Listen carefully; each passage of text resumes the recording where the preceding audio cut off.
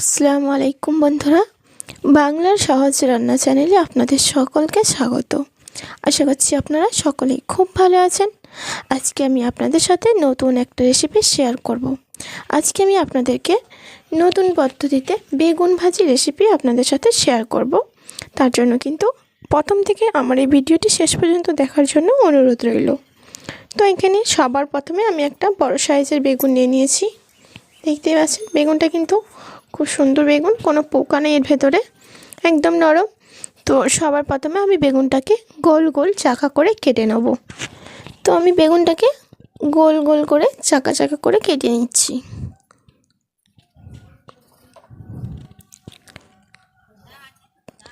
বেগুনের চাকাগুলো কিন্তু খুব মোটাও না, আবার খুব পাতলাও না।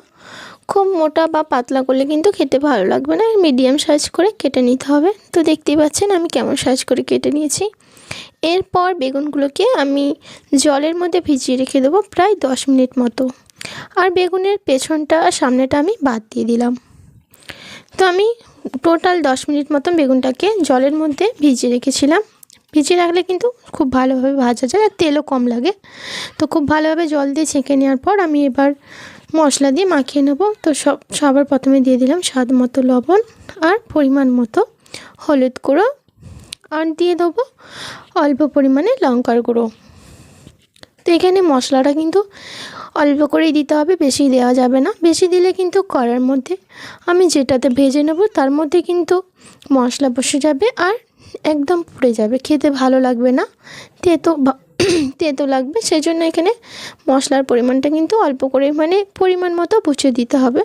খুব বেশি দেওয়া যাবে না, আবার খুব কমও দিলে ভালো লাগবে না। তো খুব ভালোভাবে মশলাগুলোকে আমি বেগুনের সাথে মাখিয়ে নিয়েছি, দেখতেই পাচ্ছেন। এরপর আমি 5 মিনিট মতো রেখে দেবো।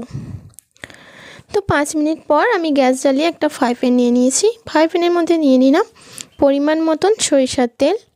তেলটা গরম হয়ে গেলে একটু ভালো করে তেলটাকে গরম করে নেব। দেখতে পাচ্ছেন খুব ভালোভাবে গরম হয়ে গেছে। এরপর আমি যে বেগুনগুলোকে আমি মশলা মাখিয়ে রেখেছিলাম, এবার এক এক করে বেগুনগুলোকে দিয়ে দেবো। তো এই ফ্রাই প্যানের মধ্যে আমি 4টে বেগুনের চাকা নিয়ে নিয়েছি, বাকিগুলো আবারও পরে ভেজে নেব। এরপর আমি ঢাকনাতে কিছুক্ষণ ঢেকে দেবো, আর অবশ্যই কিন্তু চুলাটাকে মিডিয়াম টু লোয়ে রাখতে হবে। তো আমি প্রায় 3 মিনিট মতো রেখেছিলাম, 3 থেকে 4 মিনিট। এরপর উল্টে নেব। আর বেগুন ভাজি কিন্তু চুলার হিটটাকে হাই দিয়ে ভাজলে ভালো লাগবে না, একদম পুড়ে যাবে, ভেতর থেকে ভালোভাবে ভাজা হবে না বা সফট হবে না। তো এরপর ঢাকনাতে আমি আবারও 2 থেকে 3 মিনিট মতো রেখে দেবো। তো আমি দেখতে পাচ্ছেন ঢাকনা এঁটে বা খুলে উল্টে পাল্টে খুব ভালো করে বেগুনগুলোকে ভেজে নিয়েছি, একদম লাল লাল করে। এরপর ভাজা হয়ে গেছে, আমি এবার একটা প্লেটের মধ্যে উঠিয়ে নিচ্ছি। আবারও আমি কড়ার মধ্যে অল্প পরিমাণে তেল অ্যাড করে নেব। তেলটা দেওয়ার পর বাকি যে দুটো রয়ে গিয়েছিলো সেটাও আমি একই রকমভাবে ঢাকনা এঁটে উল্টে পাল্টে লাল লাল করে ভেজে নেব। তো দেওয়ার পর আবারও আমি ঢাকনা এঁটে দেবো। তো ঢাকনাটা কিছুক্ষণ পরে 3 থেকে 4 মিনিট পরে আবারও ঢাকনা উঠিয়ে নিলাম। এরপর উল্টে নেব। দেখতে পাচ্ছেন এক পিঠ হালকা লাল মতো হয়ে গিয়েছে। তো একই রকমভাবে আমি আবারও ঢাকনা এঁটে বেগুনগুলোকে উল্টে পাল্টে আগের মতো করে লাল লাল করে ভেজে নেব। তো উল্টে পাল্টে লাল লাল করে ভাজা হয়ে গিয়েছে, দেখতেই পাচ্ছেন। এরপর প্লেটের মধ্যে উঠিয়ে নেব। এরপর ফ্রাই প্যানের মধ্যে আরও অল্প একটু তেল অ্যাড করে নিলাম। তেলটা দেওয়ার পর আমি এর মধ্যে দিয়ে দেবো অল্প পরিমাণে পেঁয়াজ কুচি।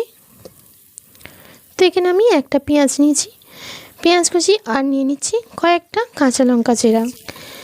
এরপর লঙ্কা আর কাঁচা লঙ্কা চেরাটাকে আমি একটু লাল লাল করে ভেজে নেব। বেগুনটা ভাজার পরে পেঁয়াজ আর কাঁচা লঙ্কা দিয়ে কাঁচা লঙ্কাটা পেঁয়াজটাকে লাল লাল করে ভেজে বেগুনটাকে বাগার দিলে কিন্তু খেতে দারুণ লাগে।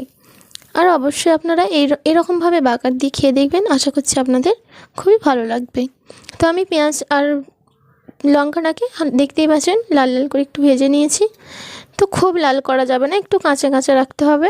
এরপর ভেজে রাখা বেগুনগুলোকে আমি এই ফ্রাই প্যানে পেঁয়াজের মধ্যে দিয়ে দিলাম।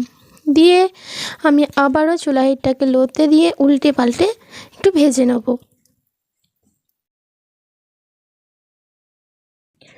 কিছুক্ষণ ঢাকার পরে আমি আবারও সব বেগুনগুলোকে উল্টে নিচ্ছি।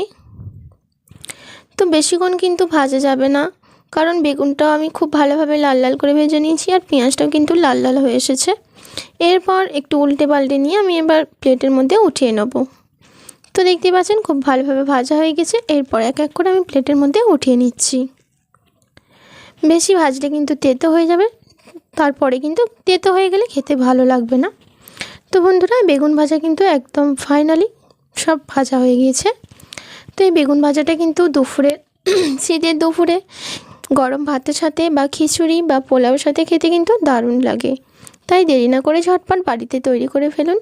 তো আমি আপনাদেরকে খুব কম সময়ে তৈরি করে দেখালাম। আপনাদের কেমন লেগেছে অবশ্যই কমেন্ট করবেন।